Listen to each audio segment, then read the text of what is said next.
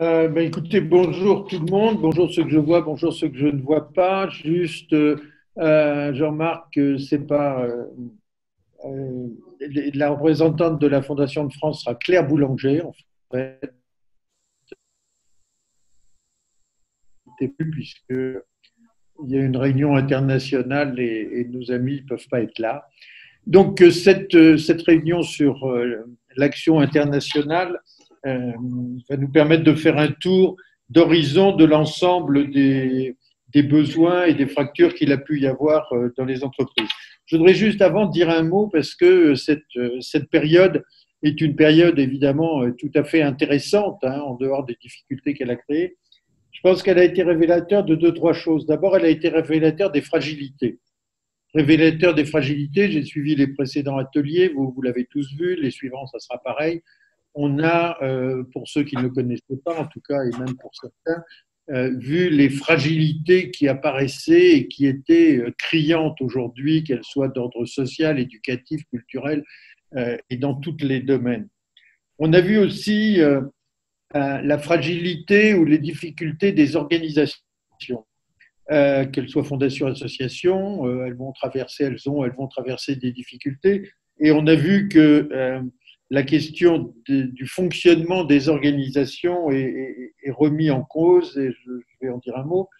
Et puis, on a vu quelque chose qui me paraît tout à fait important, surtout en ce moment, dans le temps où il y a le rapport de Elari Mucho qui présente un certain nombre de propositions, qui ne sont que des propositions, mais pas un projet philanthropique général de l'État.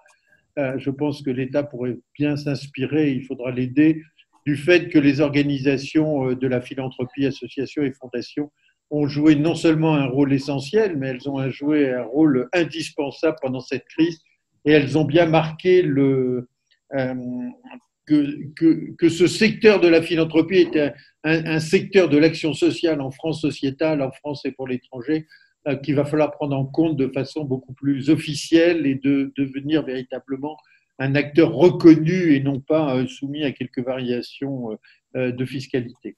Enfin, la dernière chose, je vous disais que ça avait bien touché nos organisations. On a vu les besoins d'abord techniques, hein, qui sont mis en place progressivement, mais on a vu apparaître les besoins d'alliance, les besoins de financement, euh, et on a vu aussi l'évolution des modalités de fonctionnement.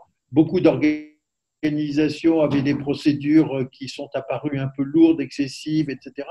Il y a eu des bypass qui ont été faits. On a vu qu'on pouvait travailler de façon plus légère et j'espère que ça sera une leçon pour l'avenir. Je crois que de tout ça, on va pouvoir essayer d'en tirer un bénéfice. Et comme l'a dit la dernière réunion, la question des alliances est tout à fait fondamentale. On sait qu'il s'en passe ici et là. Il y en a un certain nombre. Les groupes, les cercles du Centre français des fondations sont des ébauches d'alliances. Elles sont en tout cas des alliances sur les thèmes de réflexion.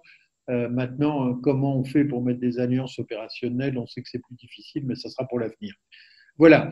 Donc, le panel, comme on l'a construit, ce que j'ai voulu faire, c'est qu'on passe euh, du terrain. J'ai demandé à Alexandre euh, Giraud, qui dirige l'association Solidarité, de nous présenter en fait quel a été l'effet de toute cette période sur le terrain et de façon à ce qu'on puisse ensuite dérouler comment les fondations ont pu réagir, comment elles ont pu le faire directement, comment elles ont pu le faire à travers des fondations abritées et comment ce système de fonctionnement international a pu interréagir avec le fonctionnement de l'organisation elle-même. Donc on voit qu'il y a une sorte de mélange des deux.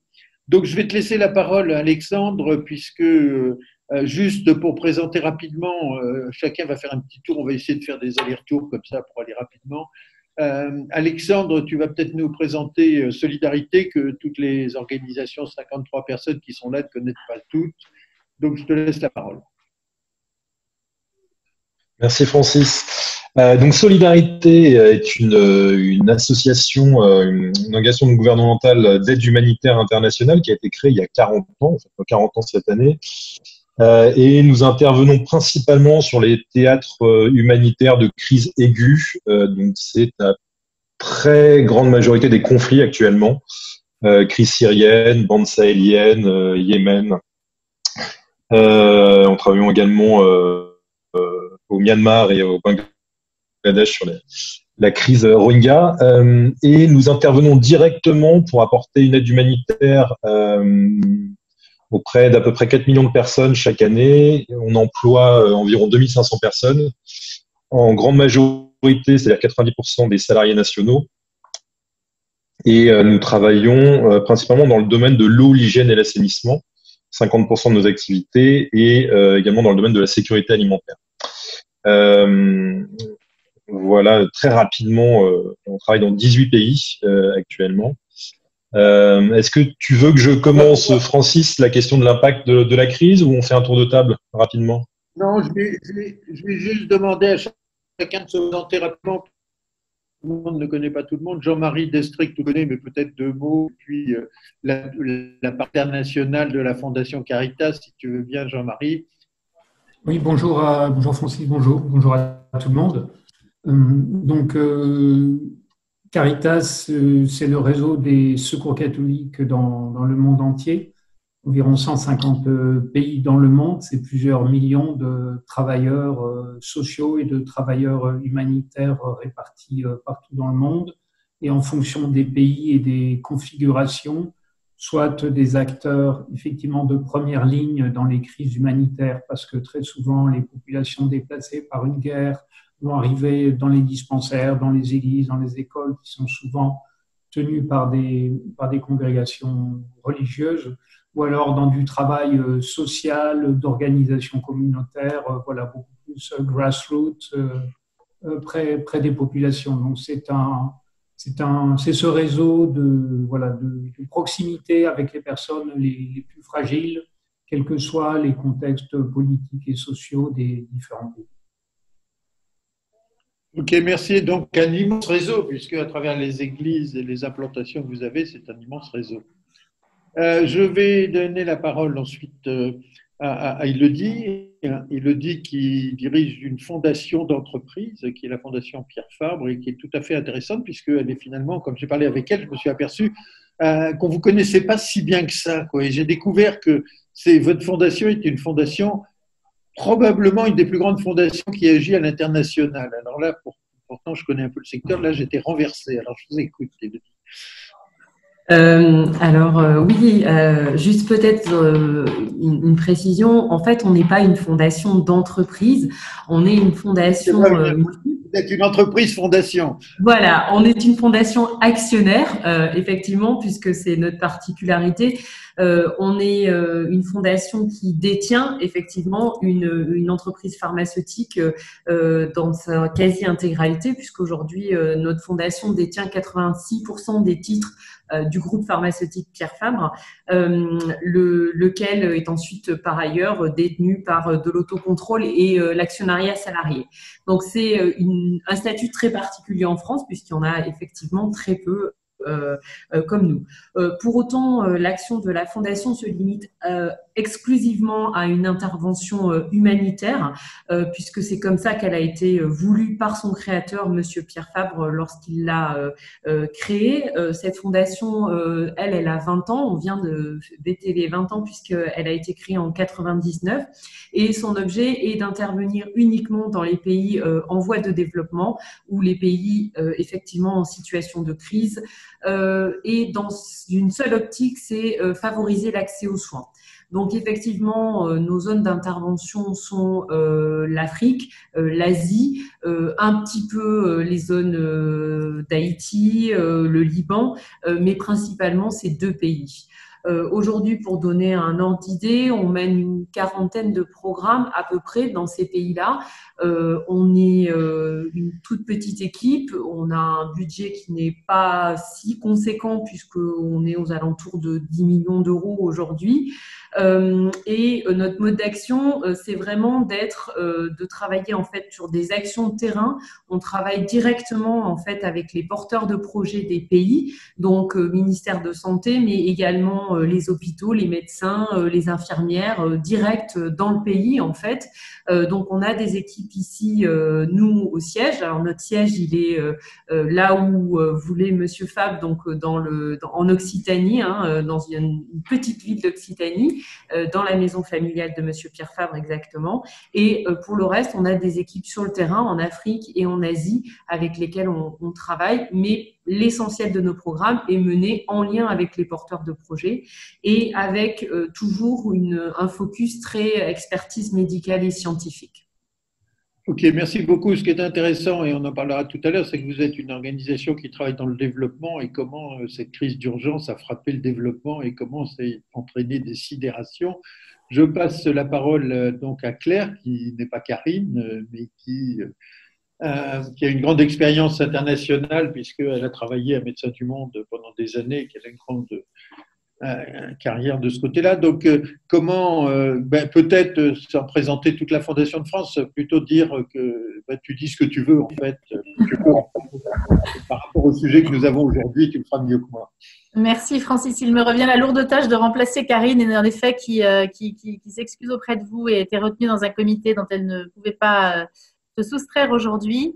Donc l'action, alors la Fondation de France, vous le savez, a prioritairement un champ en France, en fait, un champ d'intervention en France sur de très nombreux sujets de l'intérêt général, mais développe également des actions à l'international qui tournent principalement autour des actions d'urgence qui peuvent avoir lieu en France, mais aussi à l'international. Vous vous souvenez de la grosse opération qui avait été menée à Haïti, par exemple, mais aussi sur le tremblement de terre au Népal.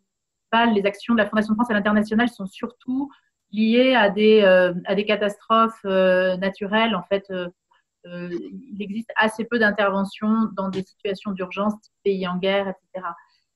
Les autres actions à l'international concernent plutôt des actions de développement, notamment à travers des programmes en Afrique de l'Ouest sur les questions d'agriculture familiale, des programmes au Maghreb sur des questions de soutien aux têtes de réseau qui travaillent sur les évolutions sociétales, les questions de droits de l'homme, etc. Et un programme sur les questions de genre et VIH. Voilà, c'est principalement ces actions-là. Avec la particularité dans les urgences de l'action de la Fondation de France, c'est d'être un bailleur de fonds, pour le coup, qui intervient vraiment dans le temps long, c'est-à-dire un peu à la louche, la répartition de l'effort d'urgence de la Fondation de France, ça serait 25% sur l'urgence elle-même et 75% sur la post-urgence, parce qu'on sait bien que toute cette question de comment gérer la situation une fois que les pompiers sont partis prend du temps, évidemment. Voilà dans les très grandes lignes avant de développer davantage sur notre actualité. Ok, donc on va revenir vers Alexandre. Alexandre, donc, qui travaille beaucoup sur ces questions d'eau, d'assainissement et donc de relations avec de nombreux groupes à l'étranger. Quels sont l'impact majeur qu'a eu cette période et aussi évidemment la relation avec les fondations, comment elles ont pu aider. Donc je te laisse développer ça un petit peu, pas trop longtemps, on a quelques minutes quand même. Et pour avoir les faits saillants parce que Solidarité s'est engagée dans le travail pour essayer d'apporter de la logistique, mais surtout elle représente bien ce qu'est une organisation internationale française aujourd'hui, qui devient un peu internationale elle-même d'ailleurs. Alexandre. Alors, c'est une question assez intéressante et qui a énormément de volets, je pense, l'impact de cette crise. Je pense qu'il y a, en termes d'impact sanitaire sur les pays dans lesquels on intervient, il y a absolument aucune similarité entre les différents contextes d'intervention. Et je pense qu'il faut faire attention, en ayant vécu cette crise en France, de ne pas essayer de transposer l'impact qu'elle a pu avoir sur nous et sur la manière de travailler à ce qui se passe à l'international, parce que actuellement, nous, dans les pays dans lesquels on travaille, il y en a certains dans lesquels l'épidémie, effectivement, s'est développée et sur lesquels on a des éléments statistiques pour pouvoir le suivre. Mais c'est une minorité de cas. Il y en a beaucoup où on commence à voir un développement d'épidémie, hein, je pense notamment au Sahel. Et là, on est plutôt sur des données secondaires, c'est-à-dire de l'afflux dans les centres de santé, dans les morgues, mais très peu de statistiques au niveau santé publique. Et donc finalement, en termes de réponse humanitaire, la crise en soi, il n'y a pas eu de réponse dédiée sur la question du Covid. Alors, je suis peut-être un peu radical en disant ça, mais pour une organisation qui travaille dans l'eau, l'hygiène et l'assainissement, c'est un domaine qui est clé dans tout ce qui est gestes barrières et prévention. Donc, on a été amené à faire évoluer un petit peu nos interventions en termes de volume d'eau, en termes de prévention, en termes de distribution de produits d'hygiène, mais c'est assez limité. C'est vraiment une évolution de nos programmes actuels. Et on s'est rapproché beaucoup des partenaires, des ONG avec lesquels on travaille dans le domaine de la santé pour continuer à avoir une offre complète en termes de réponse. Mais il n'y a pas vraiment eu en termes de réponse humanitaire le type d'accroissement et de mobilisation qu'on peut voir sur un conflit, sur une épidémie type Ebola, sur des épidémies de choléra ou une catastrophe naturelle. En termes de réponse humanitaire, je pense que l'impact a été assez limité. Et finalement, ce sont tous les collatéraux qui ont été chamboulés. Alors nous, on a un siège qui est à Clichy, tout le monde est passé en télétravail, ça a été relativement indolore parce que tout le monde est plutôt habitué à travailler en télétravail avec les missions. Le point compliqué, ça a été l'envoi d'équipes sur le terrain et l'envoi de fret humanitaire sur le terrain. C'est quelque chose qui a été partagé par tout le monde, c'est-à-dire en fait un blocage du système, quoi. Exactement, vu qu'il y avait quasiment plus aucun vol qui fonctionnait. Et donc on s'est mobilisé avec d'autres ONG humanitaires pour sensibiliser à la fois le centre de crise, donc du MAE français, et l'Union européenne pour monter un mécanisme de pont humanitaire, et donc qui a pu être mis en place assez rapidement. On a fait le premier vol le 7 mai et maintenant qui est pleinement fonctionnel et qui est un bon complément avec le pont humanitaire du programme alimentaire mondial qui a été aussi mis en place. Donc voilà, ça c'était le premier point, c'est réussir à amener du fret et à faire tourner les équipes sur les crises humanitaires, parce que généralement on a quand même des équipes qui, on va dire, on a des durées moyennes de mission qui sont de 7-8 mois sur le terrain. Donc si on a un blocage pendant 3 mois, on se retrouve effectivement à avoir beaucoup de personnes qui sont bloquées et on s'attend à avoir finalement les impacts un peu plus tard dans l'année, et notamment cet été, où quand les liaisons aériennes vont être établies, on risque d'avoir beaucoup moins de personnes présentes sur le terrain en termes de staff international, et ça risque de créer des problèmes assez lourds. Et sur la question, pour revenir sur la question des besoins humanitaires, on est beaucoup plus inquiet, nous, sur la crise économique qui va suivre, l'impact directement sur la sécurité alimentaire, notamment dans les pays d'intervention, et puis dans un deuxième temps, les moyens qui seront disponibles pour l'aide humanitaire, probablement en 2021, si on voit des évolutions en termes de politique des bailleurs institutionnels. Voilà, nous à peu près les conséquences qu'on peut voir. Et peut-être nous la particularité, c'est qu'on ne travaille quasiment pas en France. On avait travaillé en 2015 à Calais lors de la crise des migrants, parce qu'on voyait qu'il y avait une situation avec des besoins de standards humanitaires. Et on était intervenu. Et là, on a relancé des activités en France en partenariat avec Médecins du Monde, également le SAMU Social et la Fondation Aurore, pour justement pouvoir mettre en place des réponses en standard humanitaire, donc fournir de l'eau, des produits d'hygiène à des populations vulnérables et isolées. Et il s'avère que ce sont des besoins. Des standards humanitaires, c'est par exemple installer des rampes d'eau comme on ferait dans des camps de réfugiés, dans des bidonvilles, des squats, C'est ce type de réponse est assez peu courante en France, et donc on est à la fois sollicité pour continuer ce type d'intervention, parce que c'est une réponse qui n'existe pas actuellement en France. Donc on est en train aussi d'évoluer sur les projections qu'on se fait par rapport à une intervention en France qui était vraiment quelque chose qu'on ne considérait pas jusqu'à présent, mais on se rend compte qu'il y a besoin d'une expertise aussi humanitaire probablement juste à côté de chez nous. Et peut-être dernier élément, je pense que ça a beaucoup rapproché les acteurs humanitaires.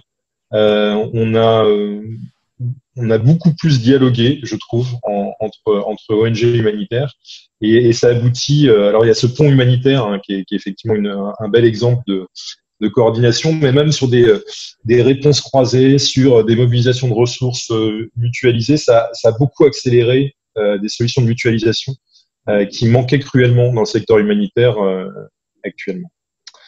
Voilà très rapidement un peu le tour d'horizon.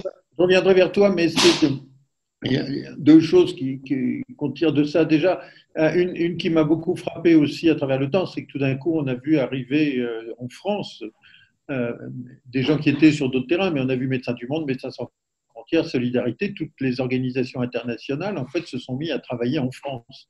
Et c'est là où on voit que quand les équilibres sont précaires, dès qu'il y a un déséquilibre, on se retrouve en France sur un certain nombre de populations avec des problèmes d'urgence, quoi. Et donc, imaginez aller mettre des rampes d'eau en France dans des endroits très, très variés, c'est quand même quelque chose d'important.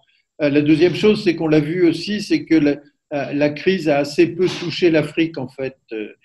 Bien sûr, ça l'a touché, mais il y a peu de cas, et ce dont parlait Alexandre est important parce qu'il y a eu très vite des réactions avec des confinements plus ou moins faits, mais les conséquences économiques derrière seront très importantes. Donc, on les verra ça par la suite. J'aimerais parler la parole à Jean-Marie, qui lui a aussi, à travers son grand réseau, a pu résoudre un certain nombre de problèmes. Jean-Marie? Oui, Francis, juste pour rebondir sur la France, il y a 20 000 personnes qui vivent dans des situations totalement indignes, dans des squats, des camps de Rome ou quoi, et le discours des humanitaires était inaudible et n'était pas politiquement recevable. Et puis tout d'un coup, là, on s'est rendu compte qu'il fallait quand même en France, amener de l'eau potable à ces populations. Donc la crise a permis de faire bouger au moins cet élément-là, et on s'est réjoui d'avoir l'expertise des collègues spécialisés en WhatsApp.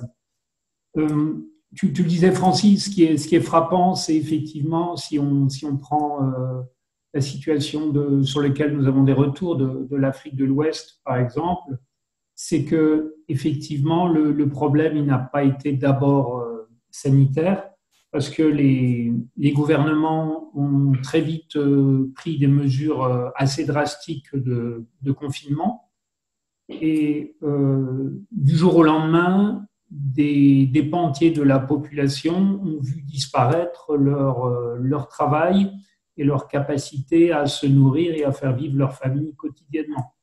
Juste pour prendre quelques exemples, une femme qui vend sur un marché, qui vend de la nourriture sur un marché, si ce marché ferme, elle ne peut plus, et qu'elle ne peut pas sortir de chez elle, bien sûr, elle est dans une situation d'une grande précarité. Et donc là, tous les réseaux d'entraide ont dû être fortement mobilisés, à la fois pour expliquer aux populations qui avaient beaucoup de mal quand même à comprendre la réalité de cette épidémie, même chez nous en France, on l'a vu, qui ne se voit pas. Donc expliquer effectivement les gestes barrières, l'hygiène, qui n'est pas facile dans des milieux qui vivent déjà traditionnellement dans une grande promiscuité, dans une grande précarité. Et puis effectivement, essayer d'apporter des réponses sociales sur ces pertes de revenus. Je ne sais pas si vous avez vu dans un autre pays, mais sur l'Inde, si vous avez vu ces reportages sur la 2, où on voyait ces cohortes ces dizaines de milliers de personnes qui quittaient New Delhi pour retourner à la campagne, parce qu'à New Delhi, ces daily workers n'avaient plus de travail et qui mouraient véritablement de faim. Donc on voit bien là toute la fragilité effectivement de de notre économie telle qu'elle fonctionne, et qui fonctionne avec une masse énorme d'un prolétariat de travailleurs informels, de femmes et d'hommes qui, tous les jours, doivent trouver leur subsistance et qui n'ont aucune couverture de santé, je dirais, aucune couverture médicale. Donc, il y a des projections assez alarmantes des Nations Unies, de la FAO, qui alertent sur effectivement une recrudescence de la faim dans le monde. Cette faim qui va être à la fois dans les milieux urbains, mais aussi en monde agricole, puisque faute de main-d'œuvre, faute de capacité à transporter les récoltes, beaucoup de récoltes agricoles ont été aussi perdues, donc les ressources pour derrière ressemer et faire redémarrer le cycle. Donc, par rapport aux réactions aussi des fondations, on en parlait encore dans le réseau Caritas, nous soutenons aussi beaucoup de programmes de développement, des partenariats dans le moyen et long terme. Et là, il y a eu un dialogue avec les partenaires qui nous interpellaient, disant que voilà, nous, on s'était engagé sur tel type de programme avec tel type de financement, et aujourd'hui, il n'est plus possible de mener à bien ce programme. Par contre, nous avons du staff à payer, nous avons des dépenses supplémentaires en termes de santé, de sécurité, de prévention. Et donc, beaucoup de fondations ont dû adapter leur programme, accepter de réviser effectivement leurs objectifs d'impact avant la crise et tout faire pour à la fois avoir une réponse sociale pour les publics les plus fragiles dont j'ai parlé, mais aussi ce qui est très important, c'est qu'il faut tout faire pour maintenir les capacités opérationnelles des partenaires sur le terrain, des partenaires qui n'ont plus accès à leur financement. Il faut absolument, les compétences sont rares, et donc il faut faire en sorte que les salariés, les experts dans ces ONG de terrain puissent rester en place, être payés, être soignés si besoin, pour pouvoir reprendre le travail par la suite.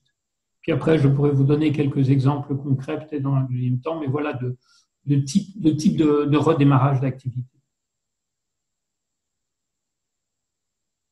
Un point important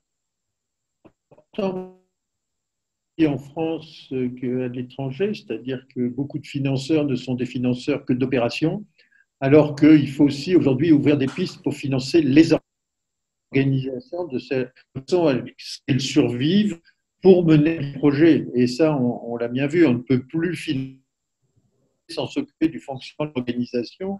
Et d'autre part, par rapport à vos deux intentions, on voit bien que quand il y a des blocages internationaux qui empêchent d'emmener des équipes et de fonctionner, le sujet est vraiment celui qu'on appelle la localisation, en tout cas le transfert d'expertise et de fonctionnement à des équipes locales qui sont ceux qui agissent tout de suite, immédiatement quand il y a un problème et qui continueront à être là quand on ne pourra plus être là.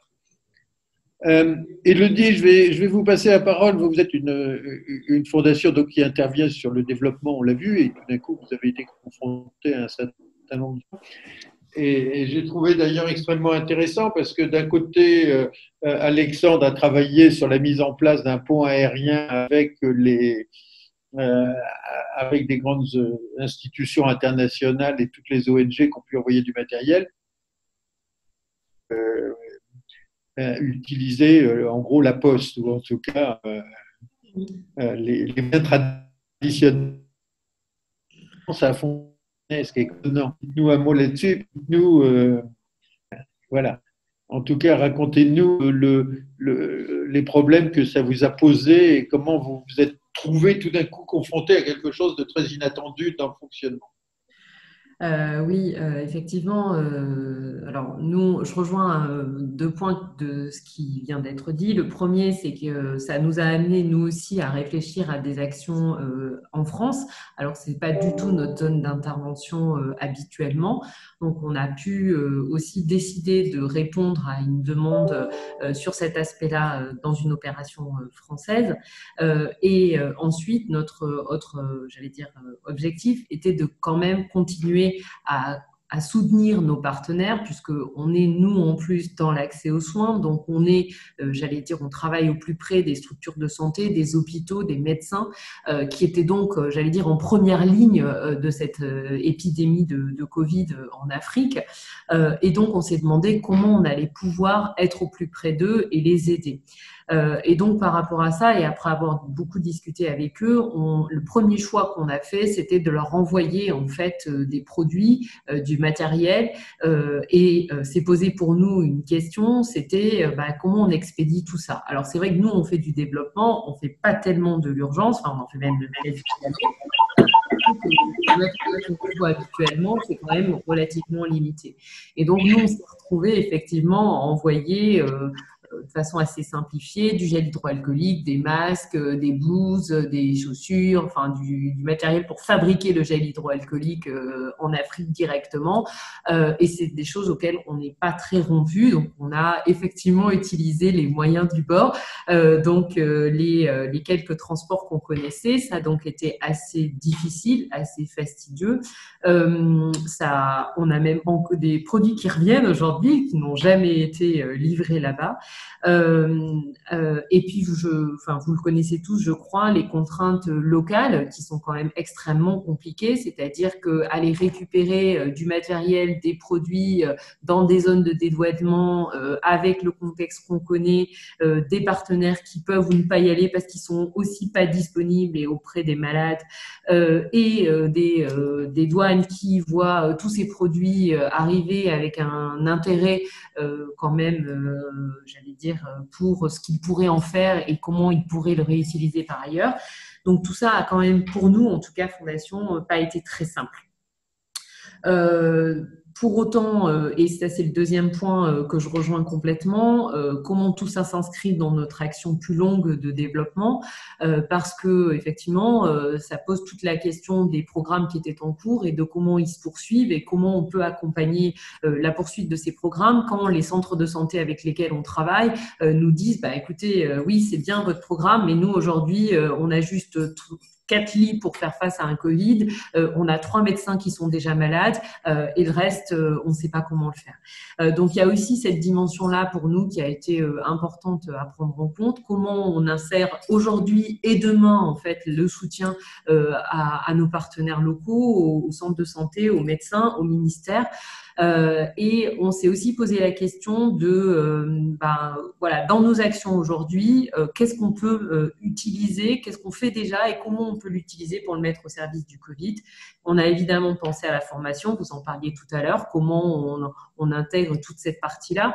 On a aussi pensé à des parties sur lesquelles on travaille beaucoup, nous, qui est la partie innovation, comment les outils numériques, les outils de santé, toute cette partie-là peut permettre de répondre à l'épidémie.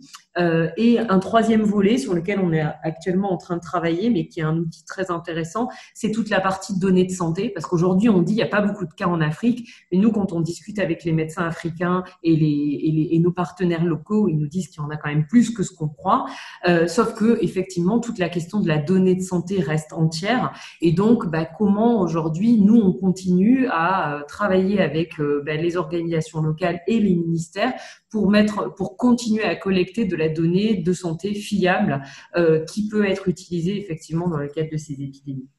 Voilà. Et ensuite, je rejoins les difficultés rencontrées, donc tant sur l'envoi des équipes que sur les actions locales. Moi, ce que je note aussi, mais vous avez sans doute dû le remarquer, c'est l'instabilité que ça a pu générer dans un certain nombre de pays, notamment des stabilité politique, c'est-à-dire que nous, nos acteurs locaux et le personnel qu'on a sur place nous fait état aussi de pays dans lesquels c'était déjà très incertain et dans lesquels on sent que toute instabilité au niveau ministériel pourrait donner lieu à un putsch, un coup d'État, parce que je prends l'exemple de la RCA il y a à peine 3 semaines, on avait presque plus de la moitié du ministère qui était atteint par le Covid a priori, tout ça en officieux. Ça pose la question de l'instabilité politique et des risques de coup d'État, quoi. Voilà, donc c'était un des points peut-être qu'on n'avait pas évoqué, mais qui, je pense, est pour nous un des points à prendre en compte aussi, quoi. Merci. Ce qui est aussi très intéressant, parce que la plupart des fondations qui sont au sein de la Fondation de France, du Centre français des fondations, sont des fondations qui ne sont pas opérationnelles directement. Elles soutiennent un projet ici ou là, ou plusieurs projets. Et c'est vrai que ces questions de blocage leur a posé pas mal de problèmes et en posera encore dans les semaines à venir. Donc, je pense que c'est des sujets sur lesquels il faudra travailler dans le groupe international, de comment arriver à continuer la ligne de soutien avec des pratiques peut-être aussi un peu différentes. Alors, je vais donner la parole à Claire qui, elle, a travaillé aussi sur le groupe de coordination Covid et qui était en même temps français et étranger, et de savoir comment non seulement ça vous a impacté, mais comment ça a pu modifier en même temps l'organisation. Je trouvais ça intéressant. Alors en fait, effectivement, je vais faire un petit détour par la France pour reparler de l'international, mais parce que tout ça a été finalement très imbriqué.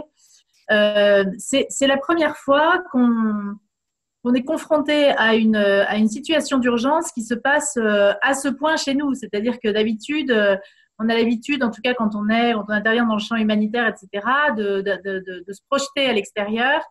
Et en tout cas, quand on intervient, on a toujours d'une part une base arrière et d'autre part un ticket de retour. Et là, on n'avait ni l'un ni l'autre. Et en plus, il fallait gérer cette opération depuis nos salons respectifs. Donc, c'était quand même à bien des égards radicalement nouveau. Donc, pour la Fondation de France, qui déjà en France a 250 salariés, 650 bénévoles qui interviennent de façon très opérationnelle, il a fallu, comme tout le monde, passer par cette étape de choc, sidération, faire en sorte que l'organisation soit corona-proof et en situation de pouvoir intervenir face à une situation qui, de toute façon, de façon évidente, nous interpellait.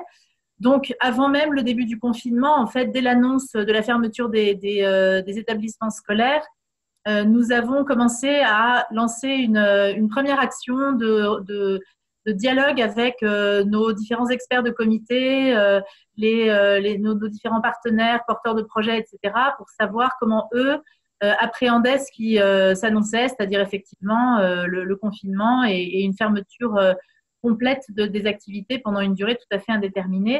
Donc ça, on a démarré très en amont ce repérage des problématiques, besoins, etc., qui pouvaient se présenter. Et en fait, on a dès le 19 mars lancé à la fois un gros appel à dons. Je reviens sur cette question des alliances parce que de façon un peu exceptionnelle, en fait, on a lancé cet appel à dons avec la PHP et Pasteur pour pouvoir financer derrière un gros appel à projet qui tournait autour de la question de l'aide aux soignants, de la question de la recherche et de l'aide à toutes les personnes vulnérables impactées par la crise, donc bien évidemment les personnes qui sont dans la rue et qui sont ou en situation de très grande vulnérabilité. Jean-Marie et Alexandre l'ont très bien expliqué. Les personnes âgées, les personnes handicapées, les malades psychiques enfermés chez eux avec tous les risques de glissement qu'on connaît et qu'on a vu d'ailleurs arriver. Bref, toutes les personnes qui étaient susceptibles d'être très directement impactées à la fois par la question sanitaire et les conséquences du confinement. Et donc là, on s'est lancé dans une grosse opération d'urgence. En fait, on a collecté 30 millions d'euros, redistribué 20 et on continue à le faire. On a reçu plus de 1000 projets, soutenu plus de 700. Donc, et tout ça en à peine 2 mois et demi, quoi. Donc, ça a été une grosse mobilisation de l'organisation. Et il a fallu inventer très rapidement une façon de faire pour laquelle on s'est évidemment complètement basé sur notre expérience des urgences à l'international. Et en fait, on a complètement adapté nos outils de dossier de demande de subvention, dossier de suivi, appel à projet évidemment, et processus de décision. Vous le savez, les processus de décision sont habituellement, les programmes sont adossés à des comités d'experts qui prennent le temps de regarder les projets, décider, se réunir en jury, etc. Et en fait, on a conservé ces processus-là, qui sont importants parce que pour nous, c'est aussi la garantie d'une traçabilité des dons, d'une traçabilité des décisions, de décisions équilibrées, etc. Donc, on a conservé le principe d'un fonctionnement collectif, mais avec des outils entre guillemets dégradés, c'est-à-dire considérablement accélérés. Donc, on a simplifié tous nos outils. On a réduit le nombre d'experts en capacité de décider. C'est-à-dire que classiquement, un comité, c'est 12 experts. Là, on en a sélectionné 4 parmi les 12 qui soient en capacité de pouvoir décider au fil de l'eau de la qualité, du fait ou non de financer des projets qui, là aussi, ont été toujours instruits de la même manière, mais de façon beaucoup plus rapide et beaucoup plus simplifiée. Voilà. Donc, en fait, le mot pour nous, la clé, ça a été vraiment la question de la réactivité, la simplification des process, la simplification des outils, parce qu'il a fallu mobiliser tout un collectif. Hein. Concrètement, ça a été, on a mobilisé de très nombreux salariés, bénévoles, fondations sous égide. On a été, on a reçu aussi un certain nombre de dons ou été approchés par exemple, des entreprises qui voulaient nous aider, mais nous accompagner sur des territoires ou des sujets vraiment précis. Donc, il a fallu créer toutes ces connexions et ces mises en relation et faire tourner ce collectif de façon extrêmement réactive. Donc, on a en effet mis en place un petit comité de coordination qui permettait de gérer l'ensemble de cet effort. S'agissant des programmes à l'international, on a fait comme on a fait pour la France, c'est-à-dire qu'on a été questionner nos différents porteurs de projets pour savoir comment les choses se passaient pour eux et voir à quelle adaptation il convenait de procéder. Alors, d'abord, ce qui est intéressant, c'est de souligner que dans un premier temps, en fait, on n'a pas forcément été assailli de demandes. Mais en fait, assez vite ont émergé des questions autour des questions d'accès aux soins et de protection des personnes.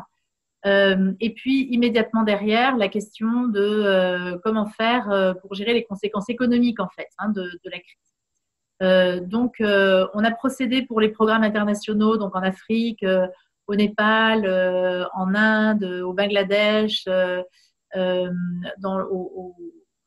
dans le Maghreb, on a procédé aux mêmes adaptations que ce qu'on a fait en France, c'est-à-dire fait en sorte de dégager des marges de manœuvre supplémentaires pour répondre à la fois sur la question de l'accès aux soins et de la protection, et à la fois sur la question notamment pour tous les programmes d'agriculture familiale, on a mis en place un système de distribution de semences pour pouvoir relancer l'agriculture à 3 à 6 mois, parce que dans un premier temps, les différents porteurs de projets étaient d'abord préoccupés et les ressources étaient consacrées à la question de la survie immédiate pendant le confinement. En fait, ce qu'il est important peut-être important de souligner aussi, c'est que là, on n'a pas, nous, eu la problématique de devoir envoyer des équipes à l'international. On a travaillé avec les porteurs de projets qu'on connaît. Ce qu'on n'a pas fait en revanche et qu'on fait habituellement dans ce genre de situation, c'est démarrer avec des porteurs de projets nouveaux, parce qu'on n'avait pas la possibilité d'aller nous enquérir et vérifier comment les choses se passaient sur le terrain. Donc, on est vraiment resté auprès des porteurs de projets qu'on connaît habituellement. Mais on s'est vraiment appuyé sur eux pour pouvoir répondre aux questions qui se soulevaient encore une fois, autour de la question de la crise économique et de la question de l'accès aux soins. Ce qui est intéressant, en fait, aussi peut-être de noter à travers ça, c'est que, outre le fait qu'on a utilisé pour une réponse en France des outils et des méthodes qu'on utilise habituellement pour des réponses d'urgence à l'international, ça pose plus largement la question une autre façon de voir la question de la localisation de l'aide. C'est-à-dire que cette fois, il s'agissait non seulement de s'appuyer sur des acteurs locaux à l'international pour pouvoir pour pouvoir apporter une réponse locale, mais aussi de pouvoir, et ça vous le disiez très bien Alexandre et Jean-Marie, comment déployer en France des techniques que nous connaissons bien à l'international. Donc, comment connecter les grosses organisations d'urgence et les petites associations de terrain qui ont été très importantes. On a bien vu sur toute la question de l'aide alimentaire, hein, c'est une question qui s'est posée très fortement pendant toute la crise et d'ailleurs de façon préoccupante continue à se poser, avec les questions d'accès à l'alimentation, des questions d'accès aux biens de première nécessité. Donc là, comment se crée la connexion entre l'expérience d'organisations comme Solidarité, le Secours catholique, mais aussi Action contre la faim, par exemple, hein, et ces petites associations de terrain qui n'ont pas forcément l'habitude de ce que comportent ces questions-là en termes de préparation, repérage des besoins, gestion des distributions, coordination, etc. Et d'autre part, on voit bien que dans les problématiques qu'on connaît bien à l'international et qui se posent en France aujourd'hui, il y a toute cette question de la transition urgence réhabilitation développement, où là le sujet maintenant se pose de comment on passe de la phase d'urgence à une phase à la phase suivante en fait. Hein. Et nous aujourd'hui, la Fondation de France, la façon de répondre à ça, c'est à la fois d'avoir procédé à une réadaptation de l'ensemble des programmes, c'est-à-dire qu'on a vraiment passé à la loupe chacun des programmes pour vérifier dans quelle mesure on pouvait ou non maintenir les actions en cours. Quand on maintenait les actions en cours, les appels à projets, etc., à ce moment-là, l'objet était de vraiment regarder comment on pouvait financer des projets qui étaient strictement pertinents et faisables dans le contexte de crise et post-crise tel qu'il se dessine. Et pour certains programmes, on a été amené à revoir, à suspendre complètement les appels à projets et à refondre dans l'urgence hein, une autre façon de fonctionner. L'autre point qu'on va faire, outre l'adaptation des programmes, c'est alors d'abord, c'est évidemment poser la question de comment on accompagne un secteur qui va sortir très mis à mal de la crise. Hein, et là, pour ça, on a soutenu très largement France Active, qui est en capacité de pouvoir apporter une aide financière et méthodologique aux associations qui pourraient sortir en difficulté et elles seront nombreuses malheureusement en difficulté après cette période. Et on s'emploie par ailleurs à repérer aujourd'hui ceux qu'on appelle des acteurs clés de changement, c'est-à-dire ceux avec lesquels on va vouloir peut-être cheminer sur un plus long terme pour pouvoir regarder comment travailler ensemble sur les questions de résilience qu'on connaît bien à l'international, mais qu'on découvre peut-être davantage en France, les questions de résilience et puis l'accompagnement des transitions dont on voit bien qu'elles sont nécessaires parce qu'elles ont été mises très en évidence en France, et là aussi on les connaissait bien à l'international, mais en particulier les questions par exemple alimentaires se posent en France, la question des circuits courts, ça c'est vraiment une question de transition qu'on doit gérer, la question du numérique, etc. Donc voilà, on est en train de toutes ces questions de comment articuler l'expérience internationale et l'expérience France, la crise, comme le disait Francis, ça a été un révélateur intéressant de ça.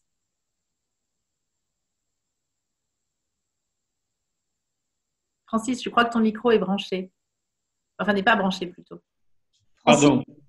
Excusez-moi, parfois mon son n'est pas très bon aussi parce que je suis dans un endroit où les lignes sont incertaines. Alexandre, je voulais te demander justement quelle relation vous avez pu établir avec des fondations et est-ce que c'est nouveau, est-ce que ces nouvelles fondations, est-ce qu'il y a eu un type de dialogue particulier et est-ce qu'elles ont bien compris quels étaient vos besoins? Alors nous, on s'est tourné vers les fondations avec lesquelles on a l'habitude de travailler. Je pense notamment à la Fondation Veolia, d'ailleurs, qui a joué un rôle important dans la réponse qu'on a pu faire en France, notamment en mobilisant de l'expertise et beaucoup de dons en nature aussi pour appuyer la réponse, et également un soutien financier. Et puis effectivement la Fondation Suez, également Smart Pharma, on a contacté aussi la Fondation Carrefour avec laquelle on travaille, mais on n'est pas tellement sorti de notre zone habituelle de relation avec les fondations. C'est vrai que nous on a plutôt l'habitude de travailler avec les gros bailleurs institutionnels, ECHO, OFDA, UN, mais donc là on a je pense que c'est aussi comme toutes les crises, ça permet quand même d'avoir une vraie réactivité, une vraie proximité avec les partenaires, qu'ils soient opérateurs ou financiers, et avoir pas mal de réactivité et de solidarité à ce niveau-là. Et je pense que là, c'était un bel exemple avec souvent des soutiens qu'on puisse faire à la fois sur des actions internationales et françaises. Donc, il y a eu aussi, comme c'était évoqué, beaucoup de ponts qui ont été créés entre ces réponses France et internationales. Écoute, là, tu as toutes les fondations en France qui sont à ta disposition, donc tu peux leur demander, les solliciter pour avoir des relations supplémentaires.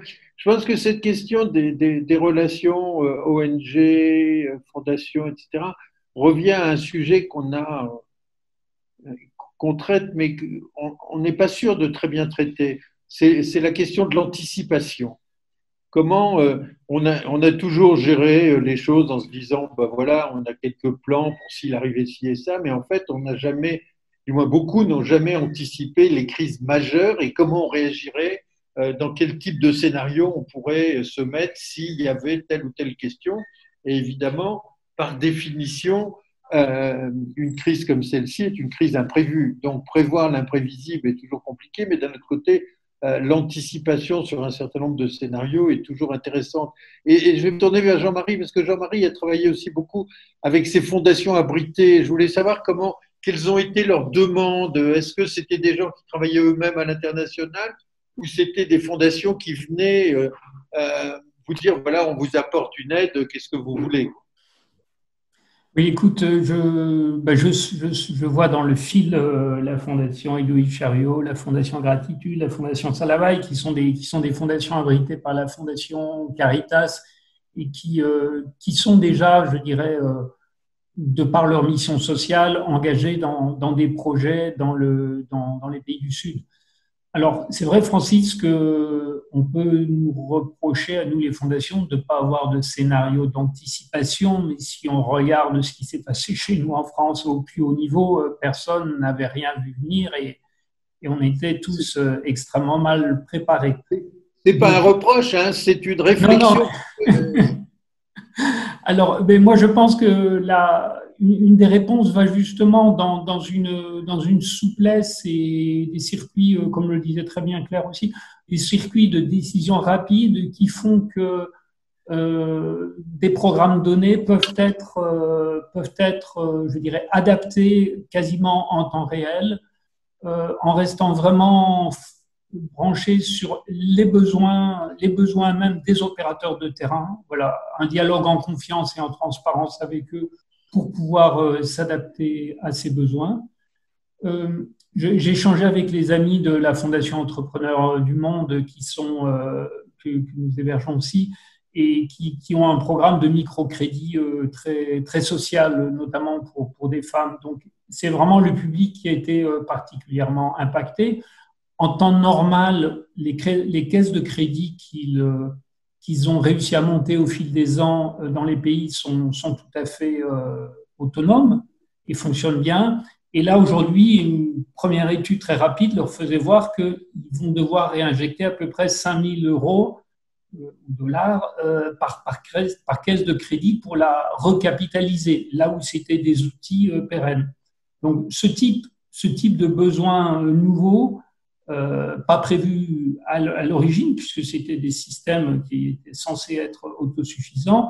Il est vrai que sur des tickets comme ça qui sont pas énormes, mais permettre réinjecter 5 000 euros dans une structure qui va accompagner 150 femmes dans leur autonomie, je crois que c'est aussi des beaux projets pour des fondations familiales, voilà, qui n'ont pas des budgets énormes et qui peuvent le faire. Une autre fondation me parlait qui fait du parrainage d'enfants en Asie, nous disait, voilà, pour être sûr que les enfants reviennent à l'école, il faut aider les familles. Et donc là aussi, c'est parfois une aide alimentaire de 500 $, ça doit être à peu près une tonne de riz. En gros, voilà. Avec ça, on aide aussi une famille à reconnaître, je dirais, le moment difficile par lequel elles passent, mais c'est le contrat social aussi pour leur dire, dès que ça va un peu mieux, votre enfant, il va retourner à l'école, et surtout si c'est une fille. Donc voilà, je pense qu'il y a aujourd'hui pour des petits projets avec un impact significatif, il y a vraiment une place pour des fondations familiales, en proximité du terrain, pour faire des aides, et qui sont tout à fait complémentaires à des programmes beaucoup plus larges, beaucoup plus structurés, comme ceux présentés par la Fondation par Solidarité ou la Fondation Pierre Fabre. Je trouve que tout ce que tu dis est tout à fait intéressant parce que dans les exemples que Alexandre nous a cités, c'est des exemples de soutien de fondations d'entreprise. Et au Centre français, il y a beaucoup de fondations qui ne sont pas des fondations d'entreprise et qui sont engagées dans des programmes très structurés. Et justement, cette question de la flexibilité est importante. Les intervenants l'ont dit, devant une crise comme ça, il faut être capable de se revisiter.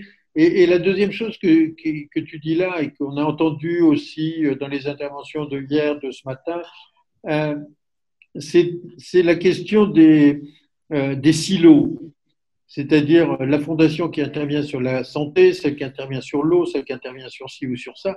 En fait, on se trouve confronté à des terrains qui sont des terrains globaux, comme tu l'as dit. Si tu fais de l'éducation, mais que de l'autre côté, la famille n'a pas à manger, on ne peut pas dire que le programme est efficient. On doit voir le projet de façon un peu plus globale. Et ça nous l'a bien révélé aussi, parce que toutes les fragilités qu'on a vues, même en France, hein, et donc qui sont évidemment les mêmes et en français à l'étranger, c'est qu'une personne n'est pas découplable en morceaux. Pour amener les enfants à l'école, il faut que les parents aient à manger, il faut que quelqu'un s'occupe de ci, de ça, etc. Donc, regardez avec les fondations qui travaillent à l'étranger comment elles peuvent se mettre ensemble éventuellement pour couvrir sur des espaces ou sur des lieux, des champs un peu plus grands, de façon à ce que la personne soit considérée comme un tout et non pas comme un alignement de sujets pour lesquels il faut recommencer à demander des choses ici et là dans les familles. Ça paraît, à mon avis, très important. Je vais revenir à Élodie et puis ensuite, je vous ferai un petit tour pour le mot de la fin parce que malgré tout, Anne nous a laissé un petit peu de temps, mais on ne va pas en abuser. Juste, Élodie, vous avez tiré quoi de cette affaire? D'ailleurs, c'est la question que je vais poser à tout le monde, comme ça permettra en même temps de conclure.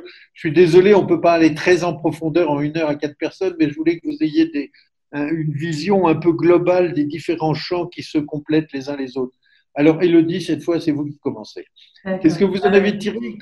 Est-ce qu'il y a des leçons pour l'avenir? Est-ce qu'il y a, ça va modifier votre organisation ou est-ce que, voilà.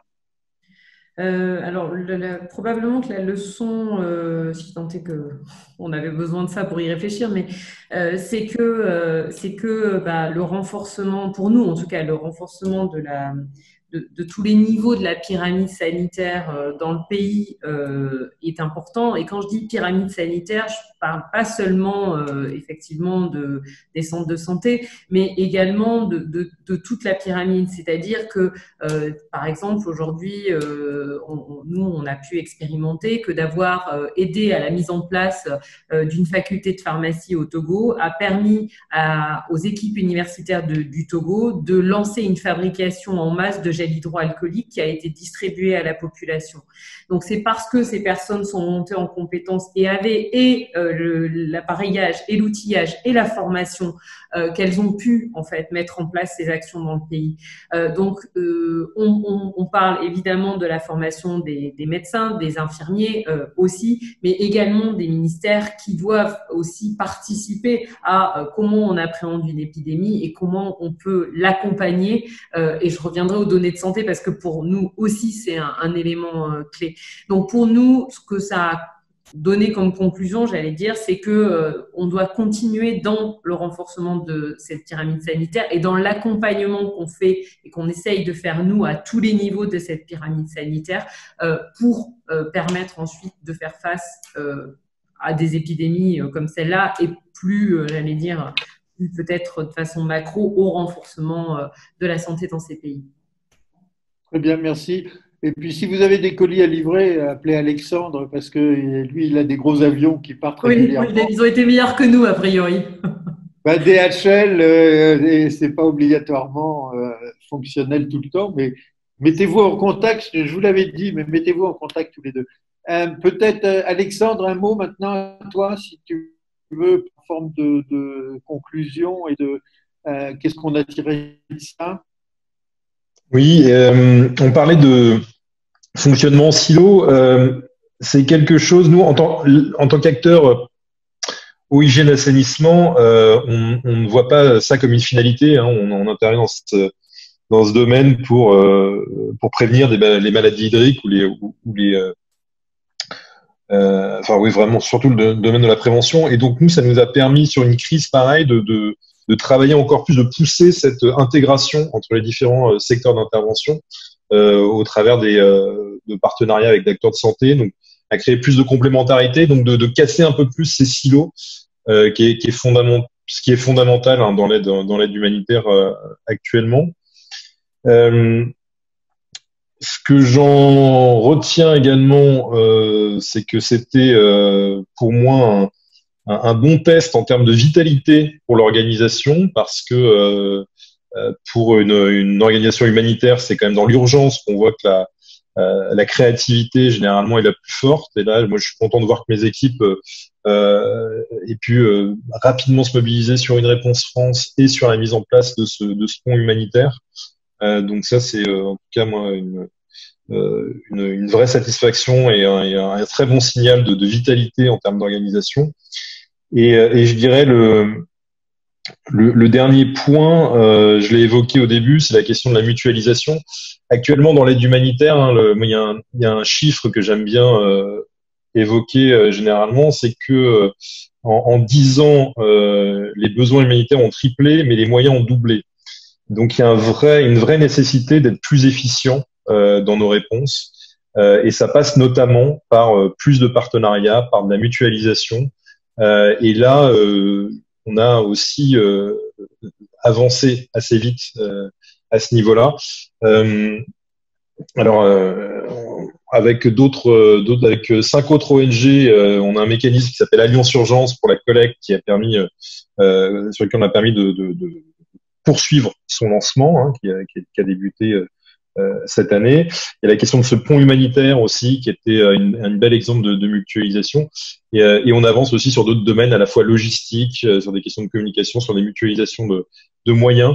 Donc ça aussi, je pense que c'est un vrai booster, cette crise, et c'était une des opportunités qu'il fallait pouvoir lever dans ce contexte.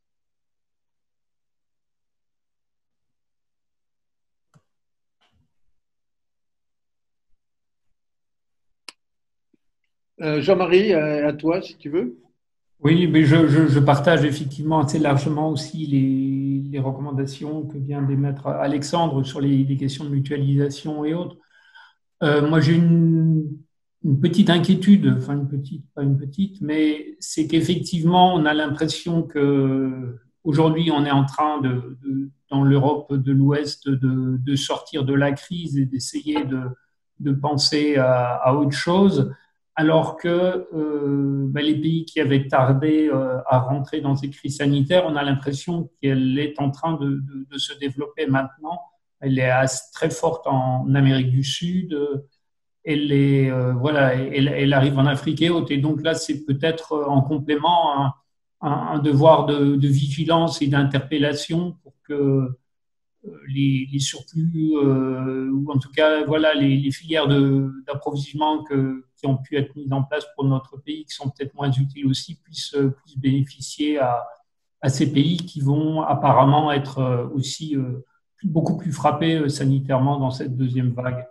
Et puis la complémentarité des approches financières, voilà, je pense qu'il y a de la place vraiment dans cette opération. Nous avons fait une mutualisation avec de l'argent apporté par des fondations abritées qui était doublé par la Fondation Caritas France en termes de collecte, avec la collecte de la Fondation Caritas. Et donc là aussi, continuer à être innovante sur ces mécanismes de matching qui permettent je dirais, de démultiplier les ressources financières. Merci aussi à toutes les équipes qui ont été sur le pont d'une manière exemplaire. Claire, merci. Alors, un peu de la même manière, je dirais que une des leçons, c'est comment on fait pour importer, comment faire pour importer en France, dans des opérations en France ou des actions en France, des méthodes utilisées à l'international, à la fois dans la réponse humanitaire, mais aussi dans des questions de plus long terme et plus des questions de développement qui se posent depuis longtemps à l'international et qu'on peut vraiment poser en France aujourd'hui. Une autre des leçons, c'est comment faire preuve d'agilité, de réactivité et comment créer des liens pour renforcer, potentialiser les actions.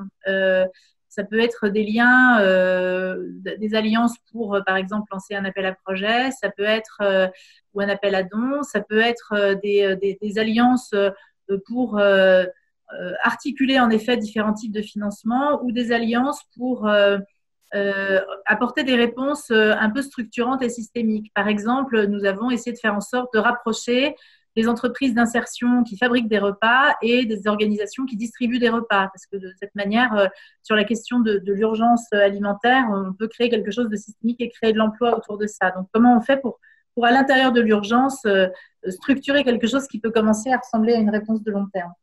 Voilà, donc encore une fois, cette question de la mutualisation, de l'agilité et des alliances, oui, ça c'est vraiment une question importante.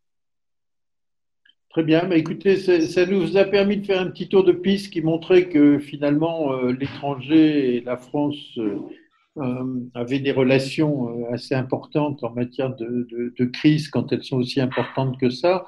Ça nous montre aussi que la question de la flexibilité et réactivité est importante et ça c'est un point auquel il faudra être attentif parce que vous avez en même temps les structures qui sont les structures exécutives, que sont les directeurs, etc., qui sont directement au contact des terrains. Et puis, vous avez les conseils d'administration qui, parfois, ne sont peut-être pas toujours, pas dans les ONG, parce qu'ils vivent de ça, mais dans un certain nombre de fondations, n'ont pas toujours la même réactivité, qui ne comprennent pas toujours les mêmes enjeux. Donc, ce lien de toute la gouvernance pour se mobiliser sur ces questions est tout à fait importante. Une autre chose qui Jean-Marie dit, on n'avait pas pu prévoir, je sais bien qu'on n'avait pas pu prévoir, mais on peut peut-être regarder un peu quels sont les grands sujets qui vont nous occuper. Je pense que la question des femmes est une question importante parce qu'elles assurent dans des pays nombreux la vie de tout le monde et elles sont souvent les plus maltraitées. Et d'autre part, il y a la prochaine grande crise, je ne suis pas devin, mais la prochaine grande crise, elle tournera certainement autour de l'environnement, de l'écologie, et que cette question écologique et sera à prendre en compte par chacune de nos organisations. Elle l'est déjà sur le terrain, mais qu'est-ce qui va se passer quand tout d'un coup on va se retrouver en face de millions de réfugiés économiques, de problèmes d'eau, etc. Donc, c'est des questions qui sont peut-être pas traitables immédiatement, mais c'est des questions qui permettent d'anticiper sur un certain nombre de sujets. Vous avez tous bien traité la mutualisation, la rencontre des uns et des autres. Ben, écoutez, on se serait rencontrés déjà pas mal si on avait été à Annecy. Là, on aurait pu bien parler de ça. On le fera au mois de novembre, puisque l'atelier des fondations aura lieu le 18 au 20 novembre, sans que le thème en soit déterminé. En tout cas, merci à tous et à chacun d'avoir répondu. J'espère. On n'a pas beaucoup répondu aux questions. Peut-être, Anne, il y a une ou deux questions que vous avez sorties, mais on n'a pas beaucoup répondu aux questions qui étaient. Moi, je ne les ai pas vues si nombreuses que ça, finalement. Mais vous en avez. Je ne sais pas comment ça se passe, mais. Oui, en tout cas, merci à tous et merci aux 58 au début intervenants d'être écoutants, d'être là. Voilà. Un petit mot également pour vous dire merci. Effectivement, il y avait une question sur la prise en compte de la problématique des femmes par les fondations, et je pense que c'était pas mal pour la Fondation de France et la Fondation Caritas. Et puis peut-être aussi des remarques sur les travaux que le Cercle Action Internationale pourrait engager, soutenir Et à ce propos, je voudrais vous rappeler donc que ce cercle qui a été ouvert cette année compte 40 membres et que comme tous les autres cercles, la participation est gratuite. Mais par contre, nous avons besoin de soutien de ceux qui voudront bien nous rejoindre pour mener à bien un programme ambitieux et que nous mettons en place avec Francis et que nous annoncerons pour les mois qui viennent. Voilà. Donc, je vous remercie beaucoup. Je vous rappelle que l'atelier des fondations se tiendra du 18 au 20 novembre prochain et nous reviendrons prochainement vers vous pour annoncer le thème et le programme. Et l'Assemblée générale Et l'Assemblée générale, effectivement, le 9 juillet prochain. N'oubliez pas de vous inscrire, c'est très important. Voilà, on a mis en place tous les outils pour que ça se passe de façon numérique. Voilà, bah écoutez, merci à tous, passez une bonne journée et puis zoomez bien puisqu'on ne vit plus que de ça. Et entre deux zooms, n'hésitez pas à aller sur Cisco ou d'aller sur autre chose, mais on ne vous lâchera pas. Allez, au revoir, merci. Merci Francis, merci à tous. Au revoir. Au revoir. Au revoir.